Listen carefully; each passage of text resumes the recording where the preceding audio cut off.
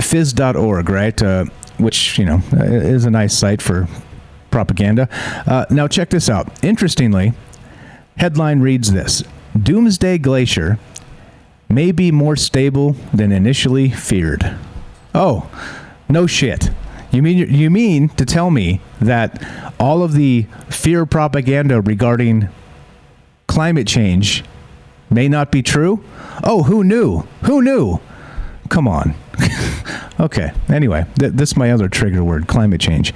The world's largest ice sheets may be less in danger of sudden collapse than previously predicted, according to new findings led by the University of Michigan.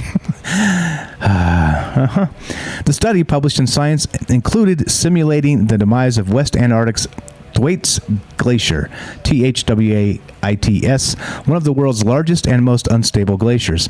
Researchers modeled the collapse of various heights of ice cliffs near vertical formations that occur where glaciers and ice shelves meet the ocean. They found that instability doesn't always lead to rapid disintegration. Oh, I see.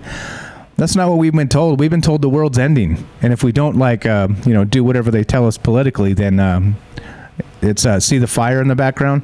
We're gonna all burn in a blazing hell. Speaking of burning in blazing hell, how hot is it out there? Let's see. It's pretty damn hot here. It's 113 degrees right now.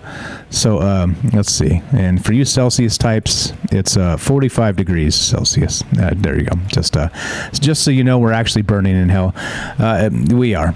So anyway. Point being, here we go. Quote, we have found that over long time scales, ice behaves like a viscous fluid, sort of like a pancake spreading out in a frying pan, said Jeremy Bassis, UM Associate Professor of Climate and Space Sciences and Engineering. So the ice spreads out and thins faster than it can fail, and this can stabilize collapse. But if the ice can't thin fast enough, that's when you have the possibility of rapid glacier collapse. The researchers combined the variables of ice failure and ice flow for the first time, finding that stretching and thinning of ice, as well as buttressing from trapped chunks of ice, may moderate the effects of fracture-induced marine ice cliff instability. There you go. The terms, guys. Marine ice cliff instability. You see what I'm saying?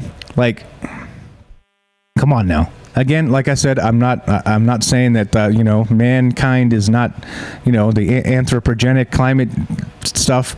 Clearly, there's billions of people on this planet. Clearly, we're affecting it in some way.